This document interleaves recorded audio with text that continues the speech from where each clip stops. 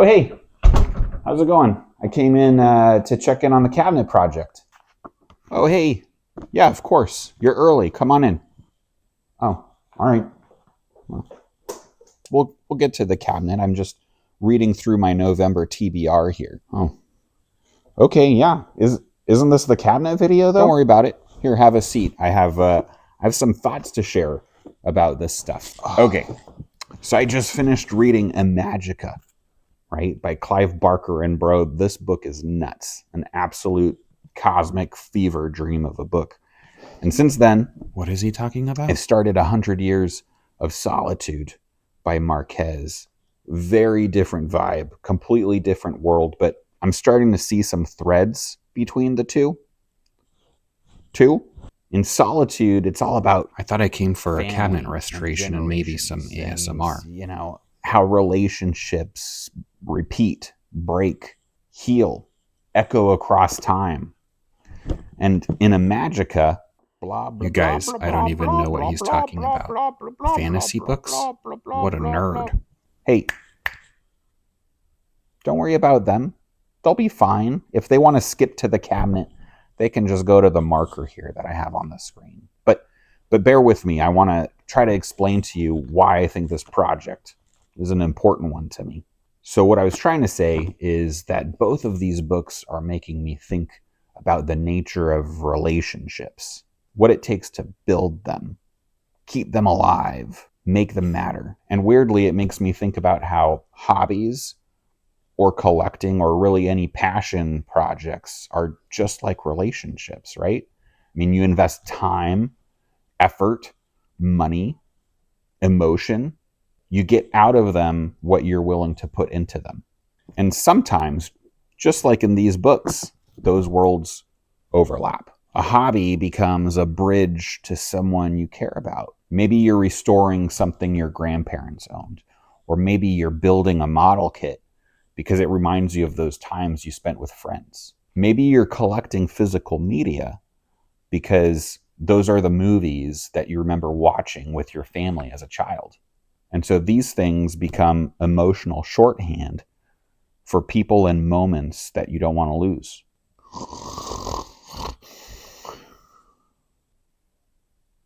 Okay, well, forget about him.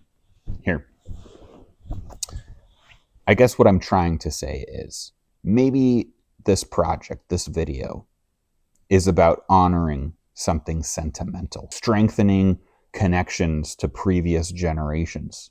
Or maybe it's about using the skills that I do have to bring that connection back to somebody else. It could be any of those things. Or maybe, just maybe, it's simply about fixing an old cabinet so that it can stick around for a few more years. Either way, are you ready? You want to see it? It's right over here. Let's go. Behold, Grandpa D's drafting cabinet. This piece was with him for most of his career, and it's been in our family for almost half a century at this point.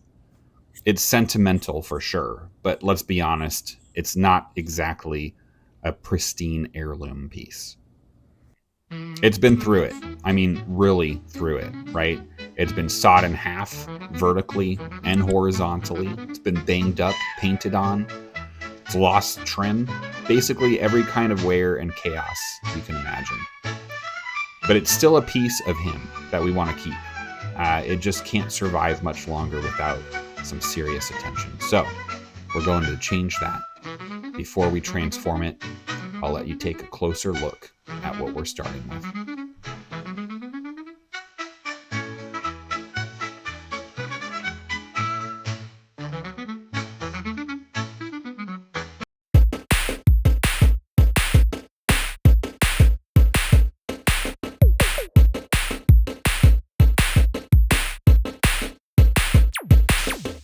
All right, let's start with the classic rule. Measure twice, cut once. For this build, I'm going to be using 1/4-inch birch plywood for the large surfaces, and then birch hardwood for the frame and drawer fronts. But before I buy anything, I'm double checking all the dimensions so that I can get exactly the right amount of materials. And I end up being pretty lucky here because the cabinet is sized just right to come out of a single sheet of plywood. This will help me get that continuous grain look that I'm aiming for. Here's a closer look at one of the drawers. It's made from a pretty soft wood, likely pine or fir. So my main focus here for this project is preserving that for structural reasons, not aesthetics.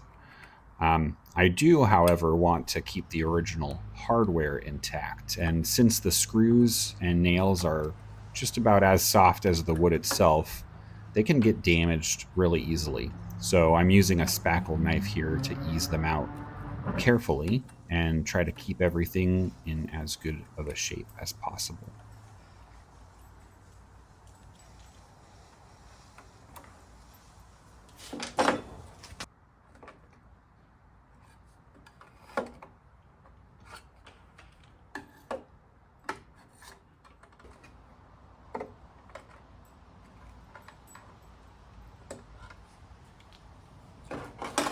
From here, it's all about rebuilding the structure.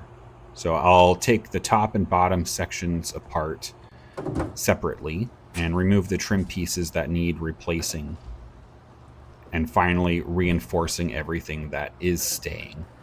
The goal is to create a solid foundation for the new layers of birch I'll be veneering over it later.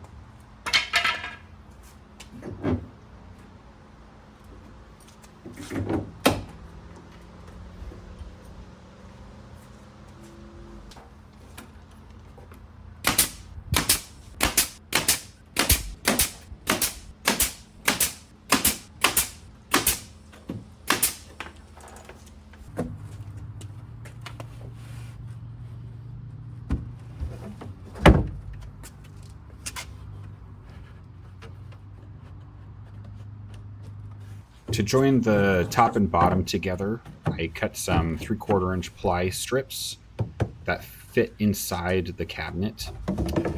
These get screwed in from the outside to hold everything together. The screws are inset, so they won't interfere with any of the new plywood that will be going over the top of it. And once everything's veneered, both the strips and the old surface will be completely hidden.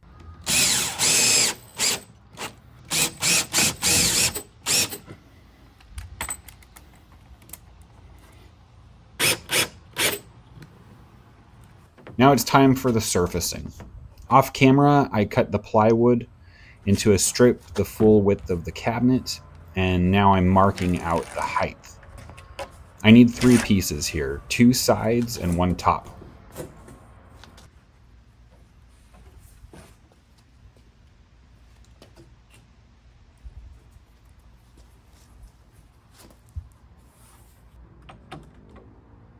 I start by gluing the first side in place, clamping it, and securing it with 23 gauge brads.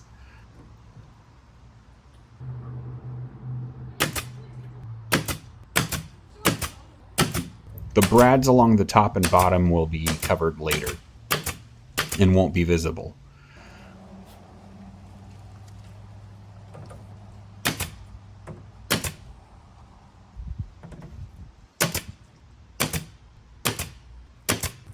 I repeat the process then on to the other side.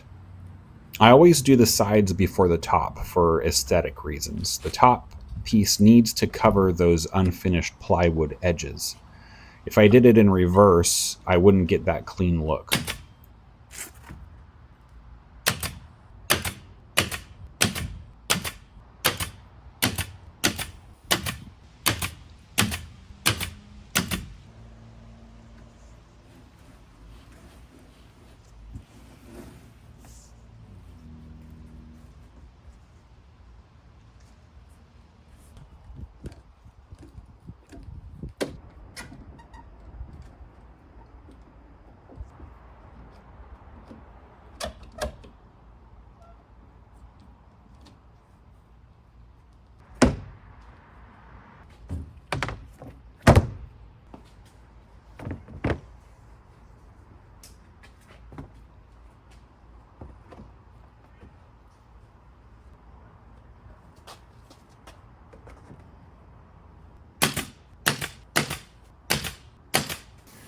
After everything is attached, I use a router to finish the edges perfectly.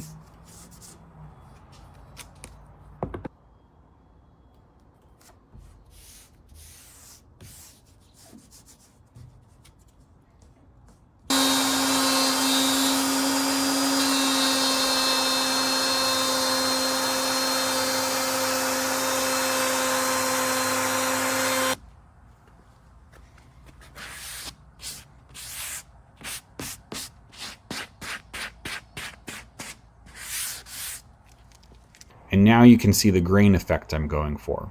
As your eye follows it across the panels, it reads like a continuous piece, and that's because it is.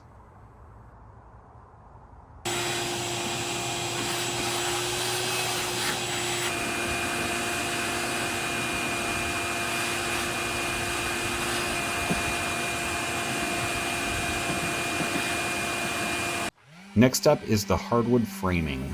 I start by sanding the surface to prep for the 4-inch footboard that goes along the bottom of the cabinet.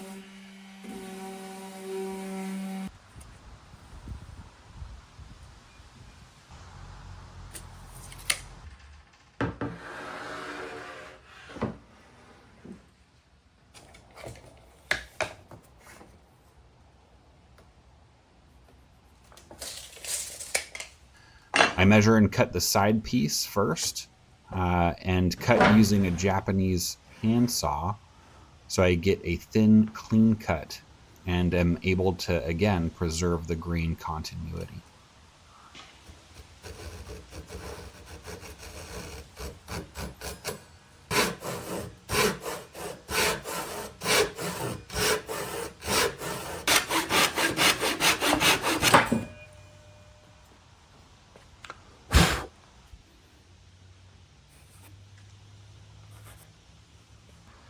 Then I measure the front piece, accounting for the thickness of the side boards to get the exact length I need, and make my miter cuts.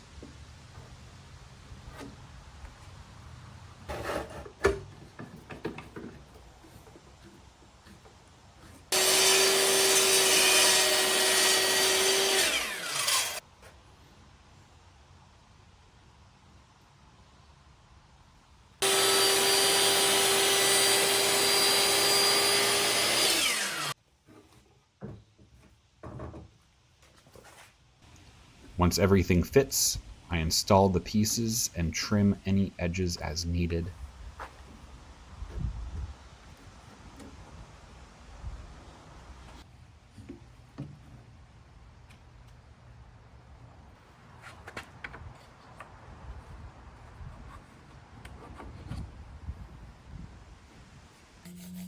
Oh, and there's a lot of sanding that happens in between the processes, but I promise we'll get back to sanding a little bit later.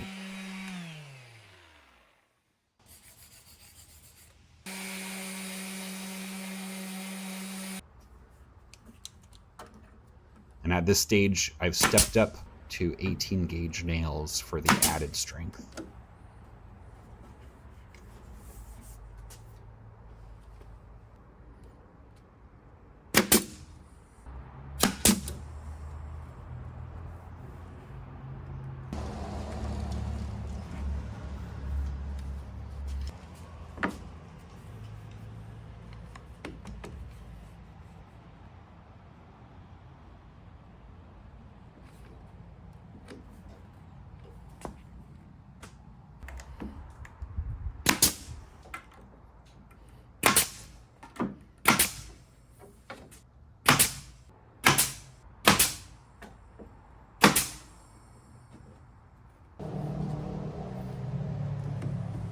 I repeat essentially the exact same process for the 1.5-inch top trim.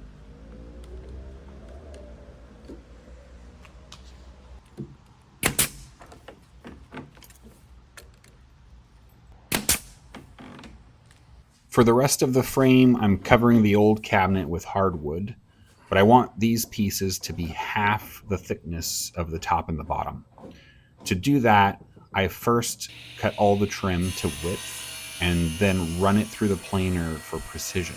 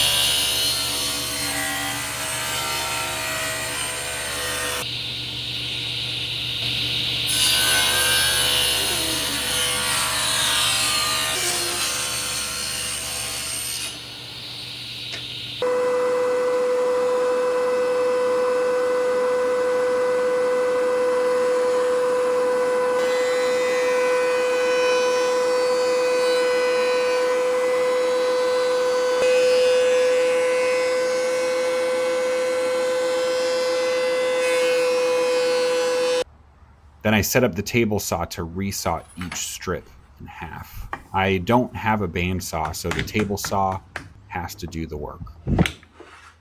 To keep things safe, I use a feather board to hold the wood tight against the fence and make shallow passes, raising the blade a little bit each time.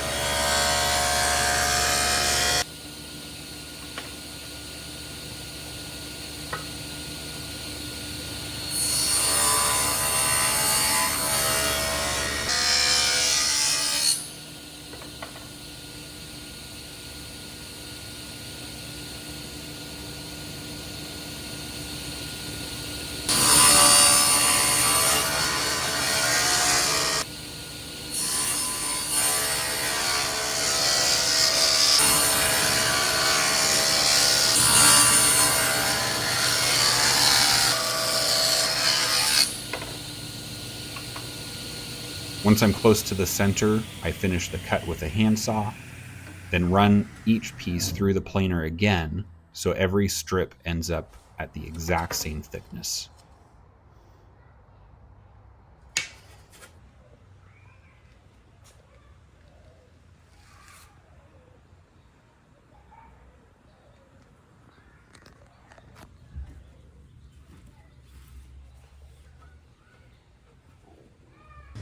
After that, they're ready for installation. I tweak each length by hand for a snug fit, then I glue them in place.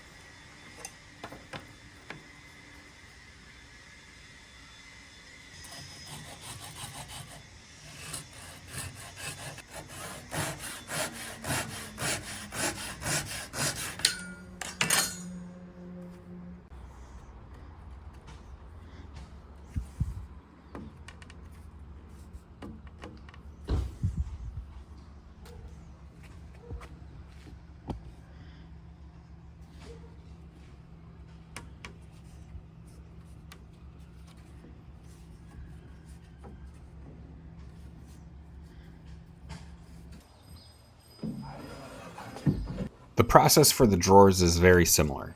I cut and adjust each new front to fit cleanly into its opening, using the opening itself, not the old drawer fronts, as my guide.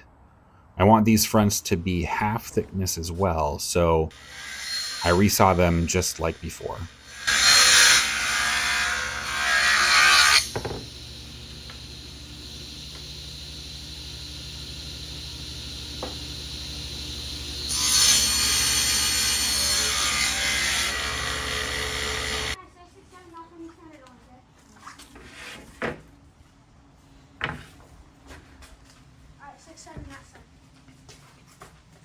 The bonus this time is that resawing actually creates a mirrored grain pattern, which will add a really nice detail to the final look, which you'll get to see in a moment.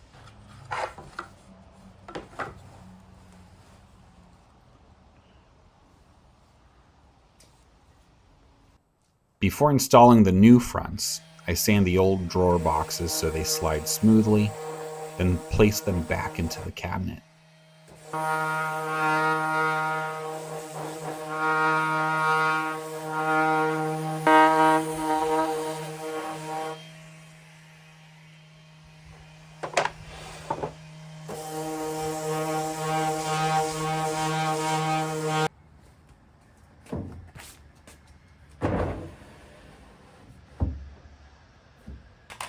With the drawer in position, I glue the new front directly into the frame opening, using a 1/16 inch spacer along the bottom and 2 playing cards on each side for perfect, consistent gaps. And I repeat the process for all 8 drawers.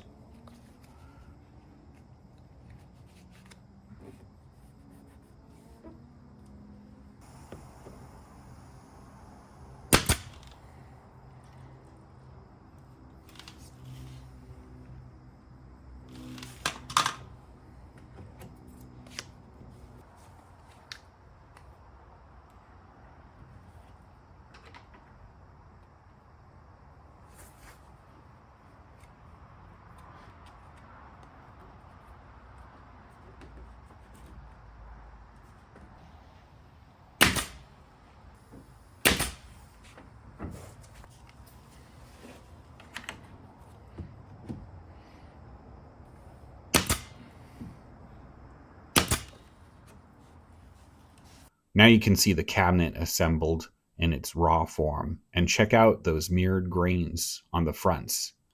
Details like that don't stand out unless they're missing.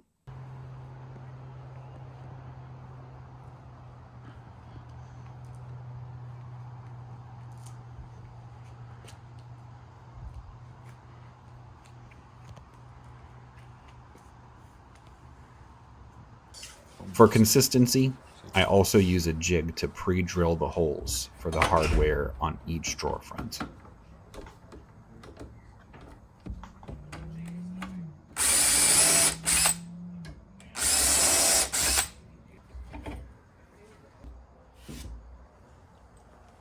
We're now in the slow and steady end game of the project, that part that isn't very exciting but absolutely will make or break the final results. I start by filling every nail hole and gap with birch finishing wood putty. This gives me a clean surface to work with once I begin sanding. While I'm prepping the drawer fronts, I noticed the original had a subtle bevel edge to it. So to keep that same look, I'm running the new fronts across with a 90-degree bit on my router to recreate that detail. And then when it comes to sanding, I treat the hardwood and plywood a little bit differently. On the hardwood surfaces, I start at 80 grit to level everything out. On the birch plywood, I start at 180 to avoid scratching through the veneer. A good finish really does start long before we put the stain or the clear coat on, and so for me that begins right here with proper sanding. So to track my progress, I usually mark each piece with a pencil and then sand it until every mark disappears. Only then do I move up to the next grit. And here's a tip that keeps you from creating micro scratches. Only increase your grit by half of the previous number. So for example, I'm starting at 80 grit, and so half of that is 40. So my next step is going to be 120, not 150 or 180 grit. And then from 120, half is 60. So 120 plus 60 means I'm moving up to 180, and so on. So since I'm staining this project, I'm going to take everything up to 220 grit for a smooth, consistent surface. Now, off camera, between each sanding pass, I always wipe the wood with a damp cloth. That moisture raises the grain just enough so that the next sanding will knock it back down. It's a small step, but it helps create a much cleaner finish at the end. With the cabinet fully sanded, I'm ready to apply the pre-stain. I like using stain pads for projects like this. They give a really even coverage. For this step, I'm using General Finishes pre-stain. It's water-based. This part of the process is a full commitment, right? So once the pre-stain goes on, you need to follow up with the actual stain within about 30 minutes. So I apply it in sections, working methodically so that I can come back to each of those areas in order that I started.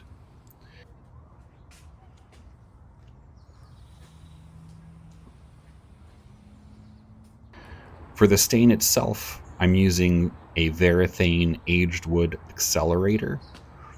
I love it because it gives the wood a subtle, distressed look, which fits perfectly with this generational character of this cabinet that I'm working on.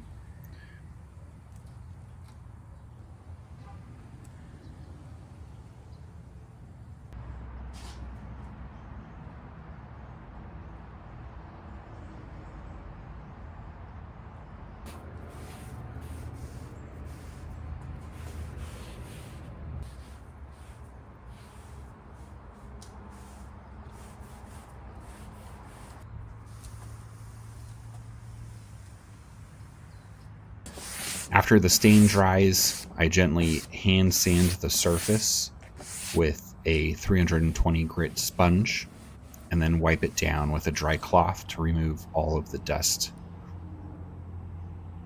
For the top coat, I'm choosing, again, General Finishes, the water-based satin finish, and I'll be applying 2 coats of this.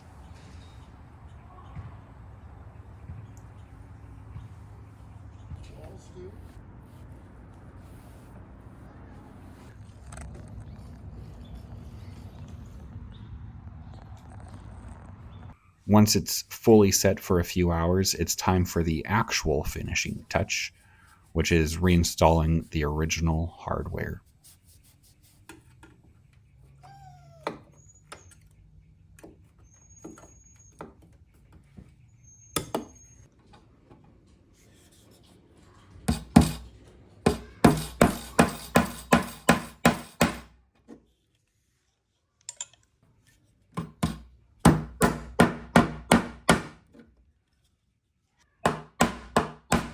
And with that, the cabinet is complete. Time to bring it back inside and admire the finished piece.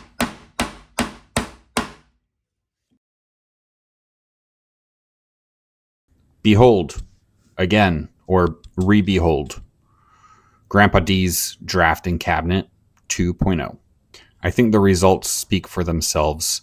We were able to recreate something that was essentially in the image and in the essence of the old cabinet, bring it a new life, give it some of that distressed look so that it kept that vintage feel, but made it usable again, made it something that we'd be able to keep and pass down. And that would be a little piece of Grandpa D to share down for our kids who now get to understand a little piece of him as well. It's stylized and aesthetic as well, so it'll fit right in our home.